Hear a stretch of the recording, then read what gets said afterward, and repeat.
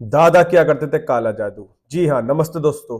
आज मैं लेकर आ गया हूँ एक अनसुनी अनकही दास्तां, जिसे सुनने के बाद आप सबकी रूह भी कांपने पर मजबूर हो जाएगी और सोचने पर मजबूर कर देगी कि आखिर कैसे किसी के दादा काला जादू कर सकते हैं। जी हाँ, ये कहानी है मेरे एक सब्सक्राइबर की। उसने मुझे सुनाया और उसने मुझे बताया कि कैसे उसके दादाजी काला जादू किया करते थे और करते आ रहे थे, लेकिन किसी को इस चीज के बारे में एक पल भी खबर नहीं थी।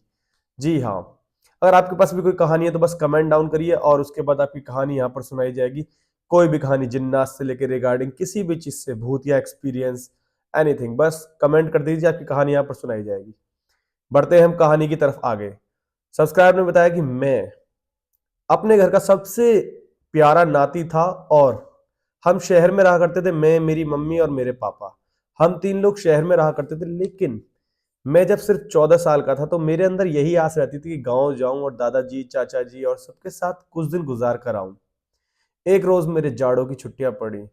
जाड़ों की छुट्टियों के कारण मैंने कहा कि ठीक है मम्मी, मैं अकेला जा रहा हूं, अगर आप मेरे साथ नहीं चल रही हो तो। मैं अकेला निकल गया अपने गांव के लिए।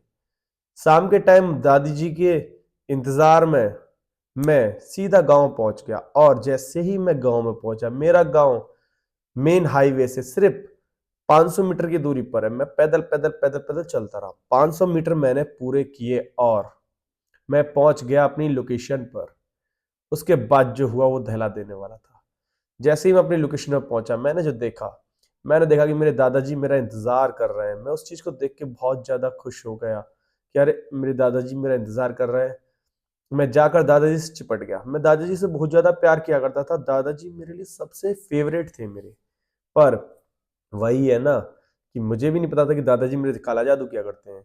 दादाजी थोड़ा अलग सोया करते थे। जो गांव में वो होते हैं ना बैठक, उसमें सोया करते थे और बाकी सब घर में अंदर सोया करते थे। अंदर एक खुजली थी कि मैं दादाजी के पास ही सोऊंगा। मैंने कहा मुझे नहीं पता दादाजी, मैं आपके पास ही सोऊंगा। पर दादाजी ने मुझसे मना कर दिया। उन्होंने कहा तुम चुपचाप अंदर सो। मैंने कहा ठीक है, जाड़ों का टाइम था, मुझे लगा जाड़े की वजह से कह रहे होंगे। मैंने उस चीज को इग्नोर कर दिया।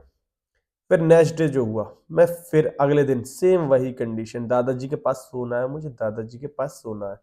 दादी ने कहा ठीक है, तू जा दादाजी के पास जाके सो जा। मैं दादाजी के पास जाके सो गया।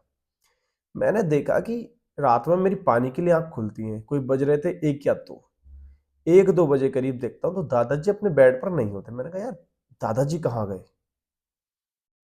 मैंने इस चीज को इग्नोर किया। मैंने कहा पानी पानी पीने गए होंगे। मैं फिर से सो गया।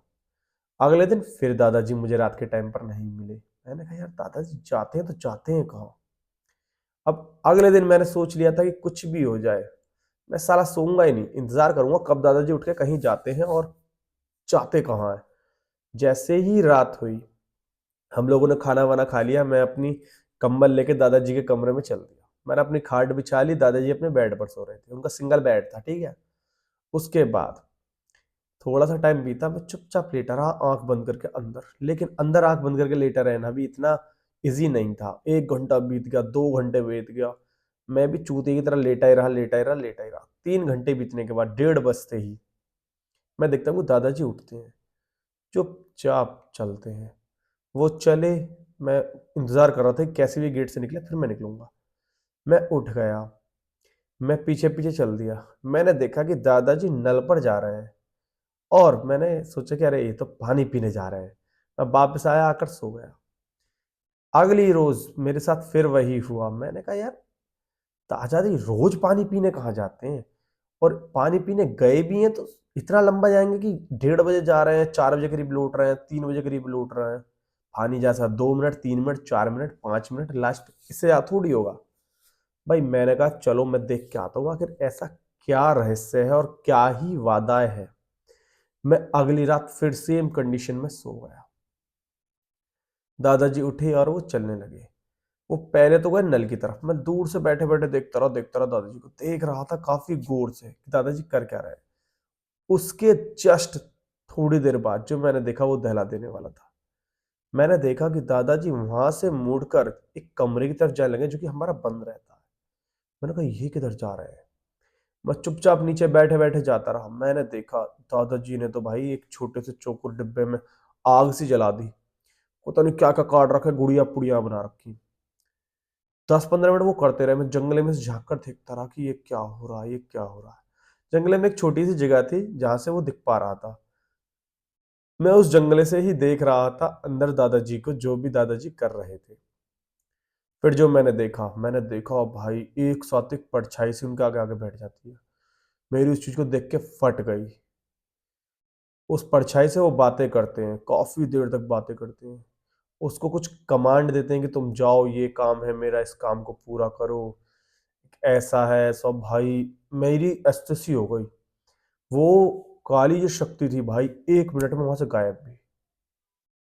मेरी फट गई, मैं भागा-भागा आया अपने बेड पे आके सो गया। मैं पूरी रात नहीं सोया। दादाजी 3:30 बजे करीब आए और आकर वो लेट गए। वो काला जादू किया करते थे, बहुत विद्या तगड़ी वाली। मैं तो बता भी नहीं सकता किस तरीका की विद्या करते थे वो, लेकिन बहुत तगड़ी वाली थी। फिर मैंने दादाजी को देखा भाई। अगली सुबह मैंने कहा मम्मी मैं जा रहा हूँ। मतलब हम बड़ी मम्मी को मम्मी बुलाते हैं। मैंने कहा मम्मी मैं जा रहा हूँ। वो कहती है नहीं तू कहीं नहीं जाएगा, तू यहीं रहेगा कुछ दिन और, छुट्टी काट के जा अपने छोटे भाई के साथ। मैंने कहा मैं नहीं काट रहा छुट्टी। उन्होंने कहा नहीं तू यहीं रुकेगा, ऐसे भागना अच्छा नहीं होता। उन्हें लगा कि शायद मैं नाराज हूँ इसलिए जा रहा हूँ, इसलिए वो मुझे जाने नहीं दे रही थी।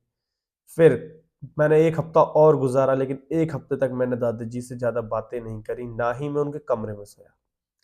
और मैं वहां से शहर वापस आ गया। और उसके बाद आज का दिन है वो दिन है।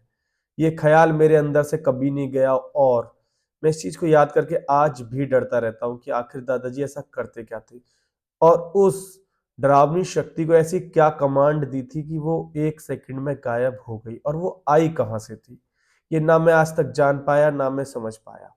और उस कमरे में काफी सारी चीजें थी, गुड़ियाएं थी, आग जल रही थी, और बहुत ज्यादा भयंकर चीज थी वो, जो भी थी। अब ना पता क्या थी क्या नहीं।